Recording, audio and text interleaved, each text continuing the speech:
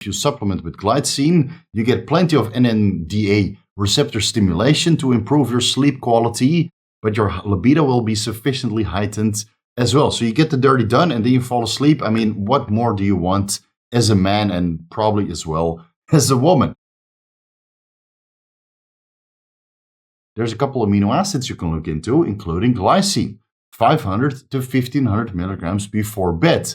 I found that that's highly beneficial to improve sedation and relaxation. Glycine is a non-essential amino acid that plays a role in the production of neurotransmitters like serotonin, which again promotes sleep quality downstream. And it's also important to note that both glycine and glutamate, especially in combination, will activate the NMDA receptors, which have a multitude of different purposes. It can improve cognition and memory formation. It is known to induce sleep, especially when glycine and glutamate levels are quite high. Might even improve the quality of deep sleep or sleep overall. And it's also known that both glycine and glutamate can heighten your libido through the NMDA receptors, which I mentioned in the libido stack video. I'll link it at the end of this one in case you haven't seen it yet. The glutamate is found in a lot of food sources that we generally eat for overall bodybuilding and fitness aspirations. Nuts and seeds, fruits and vegetables, animal meat sources all contain a decent amount of glutamate. You don't need to start supplementing with monosodium glutamate just to get your glutamate levels up, right? A good diet will get your glutamate levels quite high. And if you supplement with glycine,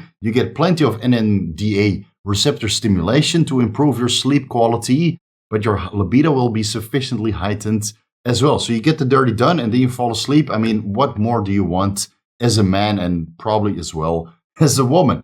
Keep in mind that higher dosages of glycine can make you drowsy. So this is basically the side effect that we're after. Most people would supplement with about 250 to 500 milligrams glycine. But if you supplement up to 1500 milligrams glycine before bed, which is where I found to be the sweet spot is at, especially in combination with, again, Gorilla Mind Dream, you get your Nookie in, you get your Z's in. It's like a perfect night. And all you have to take is a couple over-the-counter supplements.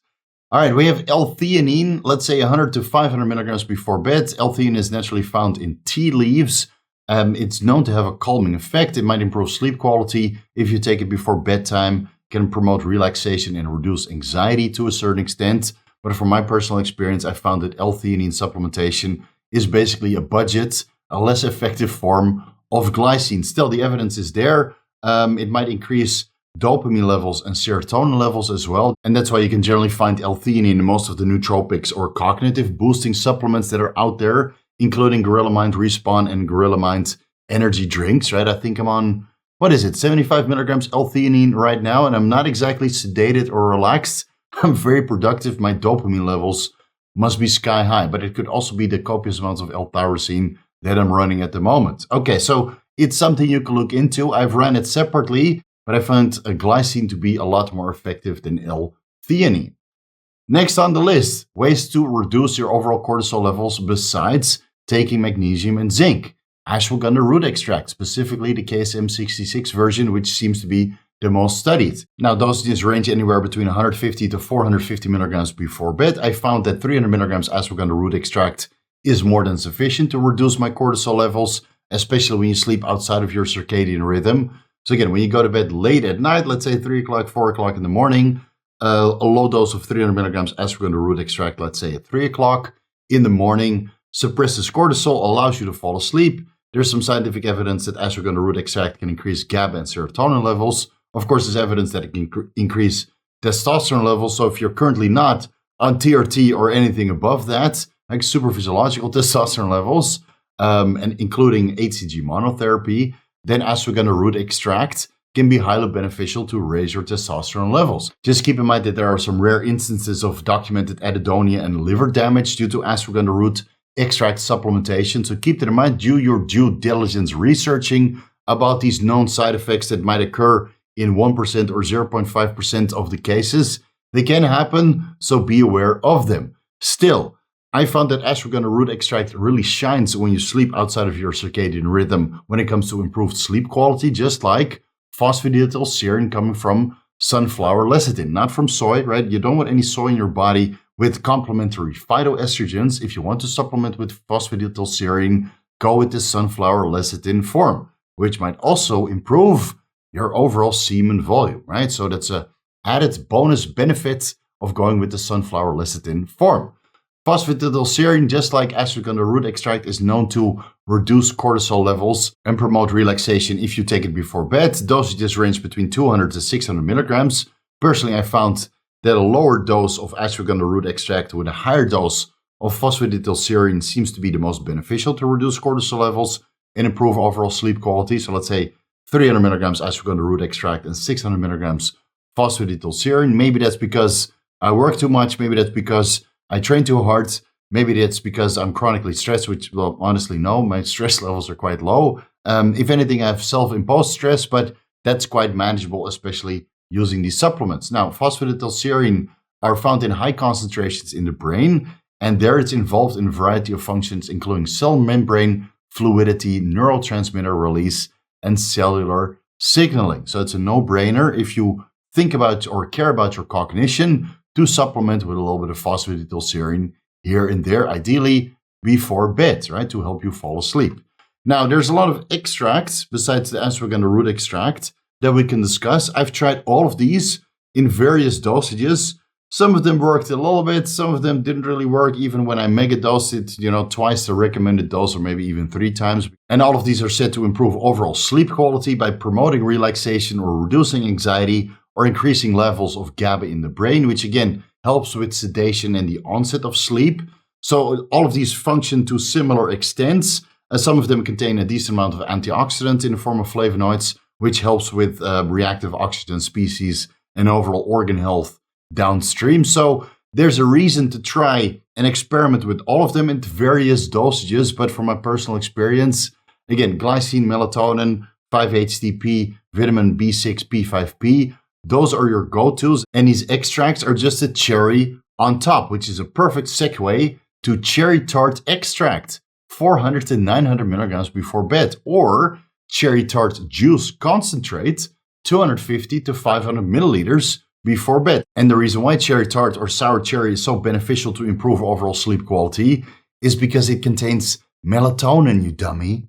High concentrations of it. So you take the extract, you get a lot of melatonin. Or you take the juice concentrate, you get a lot of melatonin. So you can sleep faster, the duration of sleep is longer, you can mitigate some of the insomnia. Just keep in mind that excessive amounts of cherry juice or supplements can lead to gastrointestinal issues and might even interact with blood thinning medications. So if you can't get melatonin for whatever reason, there must be a country out there which prohibits the importation or the selling of supplemental melatonin. If you live in one of those sleep-phobic countries, just like there are steroid-phobic countries, probably the same country, right? Probably Sweden or Australia, that prohibit the sale of supplemental melatonin, then you can always go with cherry tart extract or juice concentrate to get your melatonin fix in. Just don't overdo it, because otherwise, well, your butthole is going to be miserable. And then there's also Ginkgo Biloba, 120 to 240 milligrams before bed, which is also said to improve